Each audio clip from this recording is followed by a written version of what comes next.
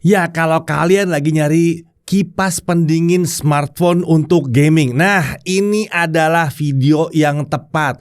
Di sini kita akan sama-sama mencari tahu dari 10 kipas yang ada dan tersedia di pasaran ini, kipas mana yang performanya paling oke. Ya, sebelum kita lanjut lagi, saya ada informasi menarik nih. Tokopedia hadir kembali dengan promo yang menurut kami sangat mengguncang. Catat ya, promo Guncang 66 Tokopedia TikTok. Ada flash sale hingga 95%. Udah pasti cuan nih belanjanya nih ya. Terus bayangin, bisa COD gratis untuk Pulau Jawa dan diskon-diskon menarik lainnya juga pastinya ada di situ ya. Buat kamu yang mau belanja gadget seperti yang saya akan review ini ya, atau groceries atau kebutuhan lain. Nah, buruan belanja sekarang karena promonya dari hari ini sampai 6 Juni 2024. Jadi jangan sampai kelewat, buruan cek dan belanja sekarang dengan link yang ada di deskripsi nih, dicek di deskripsi ya. Nah, kamu udah tahu nggak mau belanja apa nih selama di dalam Guncang 66 ini? Kalau saya sih udah tahu. Dan kayaknya nih ya, yang setelah ini bakal menarik buat dicek ya selama Guncang 66. Oke, video ini berawal dari pertanyaan kalian. Bang, itu pengujian gaming pakai kipas apa? Yang ini nih, yang ini nih ya. Ya, ini adalah Dark Flash G50. Harganya dulu waktu kita beli sekitar 150 ribuan ya. Sayangnya kita nggak bisa merekomendasikan kipas yang satu ini ya, yang kita pakai nih. Kita punya 3 atau 4 bahkan gitu ya. Alasannya adalah karena yang satu ini sudah tidak diproduksi lagi. Ya, kami bahkan sudah konfirmasi ke produsennya, bukan di Indonesia, langsung di sana, langsung di pusat ya. Ditanyain, nggak bikin lagi? Enggak tuh bang, katanya gitu ya. Ya udah. Nah, walaupun saat dicari di e-commerce kelihatan masih ada, tapi kalau dicek-cek tokonya agak mencurigakan ya, atau kadang-kadang harganya mahal luar biasa gitu. Coba aja dibeli kalau yang harganya pantas. Biasanya jawabannya ntar setelah berapa hari, maaf bang, habis gitu. Mungkin mau yang lain lagi gitu. Udah berapa kali kita nyoba juga soalnya. Nah, kita harus bertanggung jawab jadinya kan, karena kita ngajarin selalu ke kalian bahwa pakai kipas itu lebih sehat, biasanya begitu, atau lebih gampang lah yang jelas ya. Nah, jadi dalam video kali ini kita akan coba cariin alternatifnya yang tersedia di pasaran. Nih yang ditumpuk di samping saya ini sudah dibeli di akhir April 2024. Dan semuanya adalah model yang menggunakan pendinginan angin ya, kipas angin. Tidak pakai Peltier atau TEC itu enggak pakai ya. Saat kita mencari kipas smartphone tuh kebanyakan yang tersedia itu memang modelnya Peltier yang pakai TEC. Lebih susah nyari yang model kipas seperti ini sebetulnya. Nah, kami sendiri kurang merekomendasikan pendingin yang Peltier itu bukan karena Peltier atau TEC itu buruk, tapi efektivitas pendinginannya sangat tergantung dengan posisi prosesor terhadap smartphone-nya. Dan resiko penggunaannya itu lebih tinggi kalau penggunanya kurang hati-hati. Jadi sebaiknya kalau kalian niat banget pakai pendingin Peltier, pelajari dulu syarat dan ketentuan serta resiko-resiko yang mungkin terjadi. Selain itu juga mesti diingat ya, bahwa kalau pakai TEC atau Peltier itu harus nyolok terus ke charger gitu. Ya pakai power bank bisa sih, tapi biasanya kurang begitu efektif. Yang paling mantap kalau nyoloknya ke charger, jadi agak susah ya dibawa jalan-jalan. Nah, kami memilih menggunakan model kipas karena cenderung lebih aman dan lebih konsisten untuk lebih banyak smartphone. Nah, berikut adalah daftar kipas yang kami uji kali ini. Disusun dari harga ya, dari harganya. Yang pertama ini adalah Cooling Fan School X13. Ini 15.000 nih ya. Sebetulnya produk ini punya banyak nama di pasaran. Di boxnya juga nggak ada merek dan nggak ada namanya. Yang jelas desain pendinginnya seperti ini. Diperhatiin aja ya, seperti ini. Dia pakai kabel Type A yang nggak bisa dicopot pasang dan tidak ada tombol on off-nya di sini. Dia akan otomatis nyala kalau dikoneksi ke charger. Ya bisa pakai power bank juga. Bisa. Ya kalau masang gripnya ini ya agak hati-hati karena ada kemungkinan dia bisa nekan tombol di frame smartphone. Lanjut, berikutnya ada Gamen GMR04. Kita beli di 35.000. Desainnya seperti ini ya. Untuk bagian yang warna orange ini ternyata bukan tombol, cuma hiasan aja nih. Koneksi ke charger pakai kabel USB Type A. Lagi-lagi mau pakai power bank juga bisa, dan sayangnya di sini kabelnya nggak bisa copot pasang. Yang menariknya di sini desain gripnya nih. Ini membuatnya bisa diletakkan di frame tanpa khawatir tombol-tombolnya tertekan. Paling nggak secara umum lah. HP yang pada umumnya kita pakai itu nggak mudah ketekan tombolnya kalau pakai grip seperti ini. Nomor 3, nggak tahu namanya apa. Ini beneran nggak tahu namanya apa. Harga 39.000 ya. Yang satu ini kalau dari halaman produknya udah nggak punya nama spesifik juga. Hanya tertulis kipas pendingin HP ya. Menariknya di sini ada fitur stand HP-nya dan ada tempelan guritanya di sini. Kemudian ada Gamen GMR01, harganya 42.000. Desainnya cukup kompak, koneksi kabelnya juga menggunakan USB-A dan lagi-lagi nggak bisa dicopot pasang. Sayangnya bagian gripnya ini kurang fleksibel karena ada kemungkinan masih bisa menekan tombol di frame smartphone kita. Lalu nomor 5 ada Memo FL06, ini 49.000 waktu kita beli. Yang ini juga punya desain compact, kabel USB-A yang tidak bisa dicopot pasang. Desain gripnya belum yang super aman juga dari tombol, jadi masih ada peluang tombol di frame itu masih bisa kepencet-pencet. Lalu nomor 6, Cooler Gamepad with Power Bank. Namanya udah menjelaskan banget ya. Harganya 59.000. Ini juga nggak ada nama spesifiknya sih sebetulnya ya. Tapi dari hasil pencarian kami ini adalah satu-satunya punya desain pakai fan grip. Paling nggak pada saat kita nyari ya. Koneksi ke charger pakai port USB micro. Di sini juga ada port USB-A yang bisa digunakan untuk nge-charge smartphone karena janjinya sih ada baterai 2000 mAh di dalamnya. Selain jadi pendingin, fan grip ini jadi bisa jadi power bank juga, tapi kami nggak menyarankan lah ya. Harganya cuma segitu soalnya agak serem juga. Menurut kami mending baterai dipakai buat kipasnya sendiri aja deh ya. Jadi kita bisa main game lebih lama sambil didinginkan. Lalu ini adalah Orico H15. Kita beli waktu itu harga 62.000. Desainnya paling bling-bling yang satu ini ya. Sepertinya deskripsi produk di tokonya ada yang salah ya, karena tertulis sudah pakai Type-C, tapi saat udah nyampe ternyata ini micro USB. Atau Orico yang salah ngirim? Ya sudahlah ya, kita belinya begitu dapatnya micro USB gitu. Tapi hal yang menarik adalah desain gripnya ini aman nih dari tombol-tombol nih ya. Jadi saat dipasangkan ke smartphone ini akan lebih fleksibel posisinya. Lalu ada Memo lagi FLA2, harga 70.000. Desainnya cukup compact dengan kelebihan yang udah punya baterai built-in serta udah pakai port Type-C di sini. Nah, udah kekinian dong. Kayak gini dong ya. Orico ya. Tidak hanya itu, desain gripnya juga udah aman. Jadi nggak neken-neken tombol yang ada di frame smartphone. Lanjut, Memo lagi. Bener loh, kita nggak disponsori sama Memo, tapi kebetulan Memo ini banyak pilihannya. Ini Memo FL05, 85.000 waktu dibeli. Saat dipegang yang satu ini terasa solid, finishingnya juga nggak terkesan murahan di sini.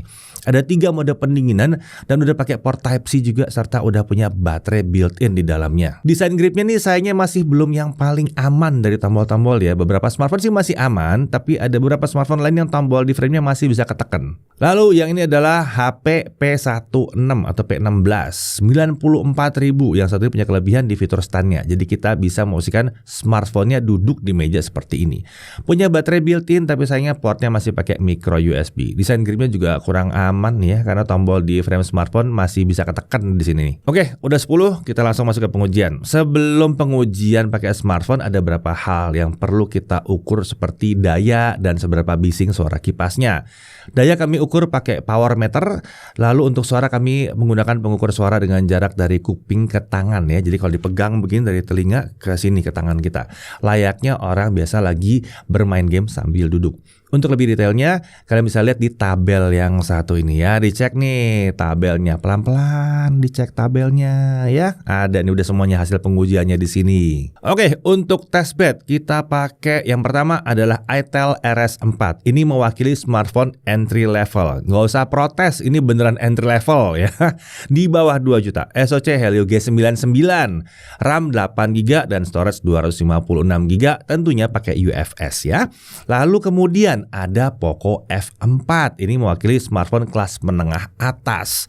SoC Snapdragon 870, RAM 8GB, storage 256GB. Kemudian untuk mewakili smartphone flagship kita pakai Xiaomi 14, Snapdragon 8 Gen 3, RAM 12GB, storage 256GB. Nah, sebelum banyak protes, kok nggak pakai HP yang ini bang, kok nggak pakai HP yang itu bang ya. Pertimbangan pertama adalah kita nyari smartphone yang ada di lab kita aja dulu ya. Kalau udah jadi HP utama member kami tentunya nggak kita pakai ya. Agak ngerepotin nanti jadinya. Pertimbangan kedua adalah kami butuh smartphone yang mengalami throttling pada performanya ya. Jadi kalau dimainkan memang hasil pengujian kami terasa tuh ada throttlingnya di situ. Memang kelihatan gitu. Baik di pengujian sintetis maupun di pengujian gaming beneran. Harapannya supaya efek dari kipasnya ini bisa terlihat lebih jelas ya. Kalau kita pakai HP-HP yang nggak ada throttlingnya, di kipasin ya nggak ada efek pasti ntar ya. Dan menurut kami 3 smartphone ini sudah cukup sebagai wakil ya, dari semua smartphone yang ada sekarang. Nggak akan yang paling tepat, tapi ya akan memberikan gambaran. Nah, untuk pengujian kami buat 2 langkah ya. Untuk pengujian pertama kami akan menyaring 3 dari 10 kipas ini supaya pengujiannya nggak terlalu panjang. Jadi kita pilih 3 yang terbaik dulu gitu ya. Kita tes dulu lalu kita bilang 3 terbaik. Kita pakai CPU throttling test untuk stress test CPU dan 3D Mark Wildlife stress test untuk tes GPU. Dan kami menguji di ruang yang lebih panas. Normalnya kan biasanya kita uji di 25 derajat Celcius ya. Nah, kali ini AC kita matikan dan kita menjaga suhu ruangan di sekitar 28 derajat Celcius. Jadi di awal kita tes pakai benchmark yang sintetik dulu untuk lihat throttlingnya berubahnya seperti apa ya. Lalu dari situ kita akan pilih 3 kipas yang rasanya paling mantap gitu. Kita pakai itel RS4 dulu. Tanpa kipas, CPU throttling test selama 30 menit itu dapatnya 82%. Dan untuk 3D Mark Wildlife stress test tanpa kipas masih dapat 98%. Terlepas dari bahan back cover yang pakai polikarbonat, ternyata penggunaan kipas itu bisa meningkatkan kestabilannya pada saat pengujian CPU sampai 11%.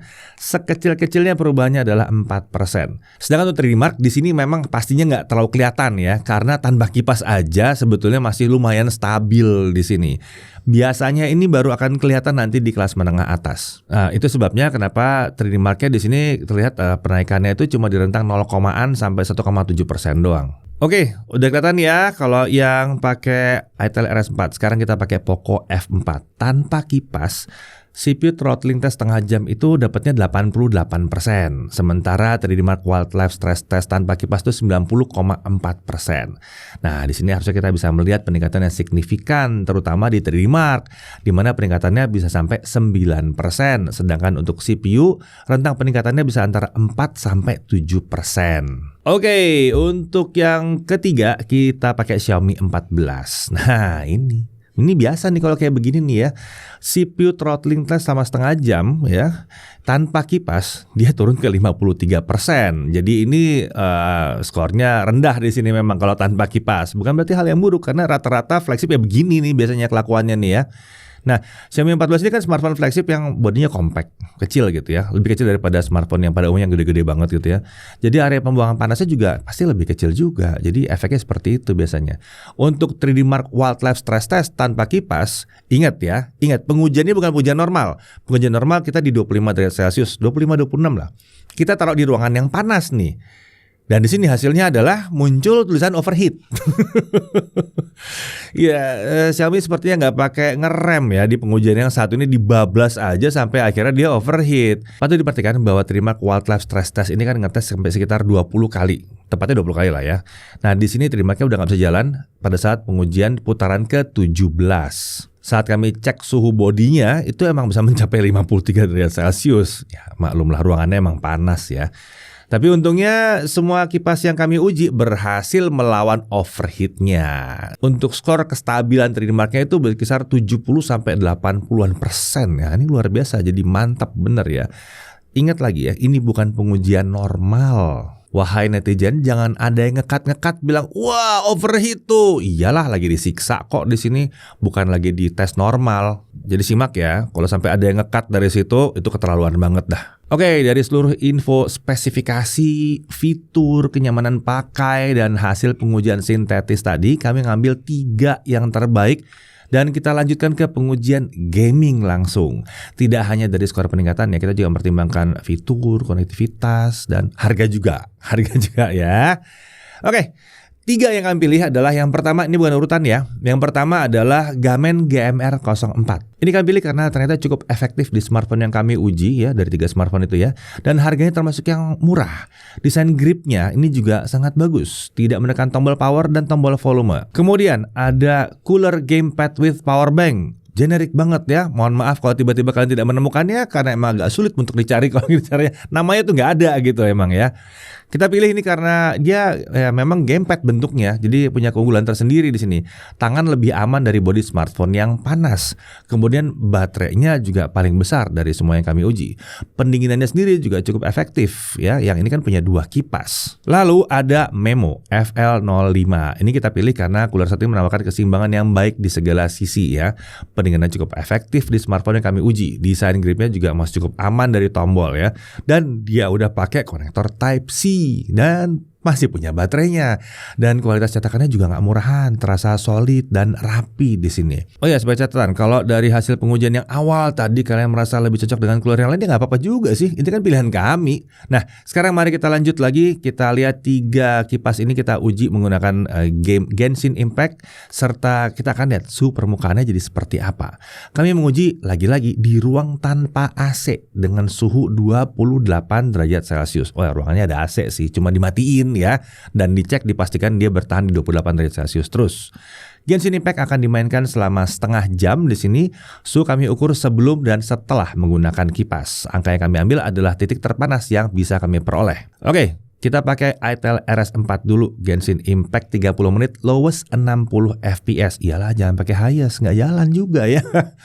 Rata-rata FPS-nya adalah di 39 fps tanpa kipas. Dan ternyata 3 kipas tadi berhasil meningkatkan frame rate rata-ratanya. Ternyata meskipun itel RS4 ini back cover polikarbonat, penggunaan kipas masih ada efeknya di sini. Nah, untuk suhu permukaan di titik terpanas, seluruh kipas juga ternyata berhasil menurunkan suhu permukaan dari smartphone-nya ya, yang tadinya tanpa kipas bisa 43 derajat. Sekarang pakai kipas turun di bawah 40 derajat Celcius. Oke, kita lanjut ke Poco F4 ya. Sama, kami uji dengan Genshin Impact selama 30 menit. Dan karena prosesornya kelas atas ya, setting kita pakai adalah highest 60 fps.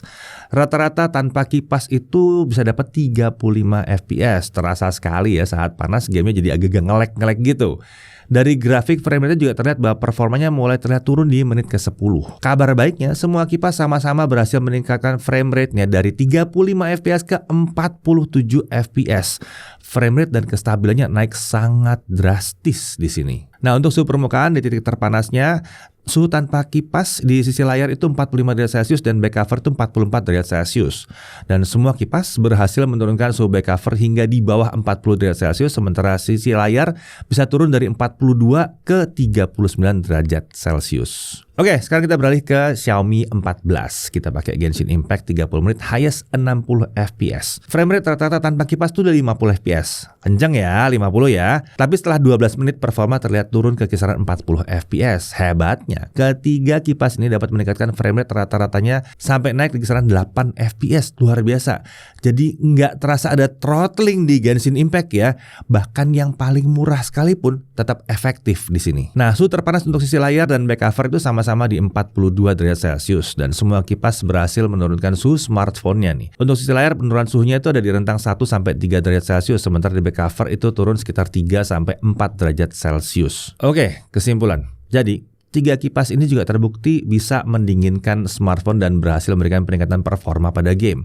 Tapi sebelum kalian membeli cooler-cooler ini, jangan lupa ada hal yang perlu diperhatikan. Untuk Memo FL05, yang perlu diperhatikan adalah desain gripnya masih mungkin bisa menekan tombol di frame. Tapi kalau smartphone kan tombolnya nggak terlalu tebal, harusnya masih bisa aman. Kemudian desain bodinya ini mirip dengan cooler Peltier ya, di mana titik pendinginannya belum seluas yang model fan grip tentunya. Jadi efektivitas pendinginannya sangat tergantung pada posisi SoC di smartphone kalian. Jika kipasnya bisa semakin dekat dengan SoC atau chipsetnya, itu akan semakin baik juga hasilnya. Dari segi kelebihan, pendinginannya cukup efektif, ada baterainya, udah pakai Type-C, dan kualitas cetakannya sangat baik. Dan dia punya 3 mode pendinginan. Lanjut, untuk cooler gamepad with power bank, yang perlu diperhatikan adalah 1, masih micro USB. Tahun berapa ini? Lalu kemudian, perhatikan bahwa sebaiknya jangan dijadiin power bank ya. Dan perhatikan juga ketebalan modul kamera smartphone kalian. Nah, saat kami menggunakan Xiaomi 14 agak kesulitan ya, karena kameranya tebel, jadi agak susah dijepit di fan grip. Tapi kalau kamera smartphone kalian nggak stabil ini, mestinya sih aman-aman aja. Kemudian cetakan plastiknya masih terasa murah dan nggak rapih di sini. Dari sisi kelebihannya, dia dual fan, dual kipas. Kapasitas baterai juga paling besar. Desain vertikal seperti ini juga membuatnya nyaman untuk dipegang ya secara keseluruhan ya. Lanjut, yang terakhir adalah Gamen GMR04. Yang perlu diperhatikan adalah pertama, kabelnya nggak bisa dicopot pasang. Lalu dia nggak ada mode baterai, jadi memang harus nyolok ke charger terus-menerus. Ya karena nggak ada baterainya memang ya. Dari kelebihannya, ya karena nggak ada baterainya, harganya murah, pendinginannya juga efektif. Desain gripnya juga sangat aman dari tombol di frame smartphone. Oke, jadi seperti itu ya pencarian kipas smartphone terbaik ala Jagat Review. Semoga video ini bisa membantu dan besar harapan kami produsen kipas non peltier juga makin banyak atau kembali banyak lagi gitu. Karena ya ternyata masih efektif banget kok. Nah, kalau kalian sendiri pilih yang mana sebetulnya? Atau mungkin ada yang kelewat dari 10 ini, ada yang lain lagi yang lebih oke menurut kalian? Nah, tulis aja di kolom komentar. Oke? Saya Deddy Irfan, Jagat TV TV.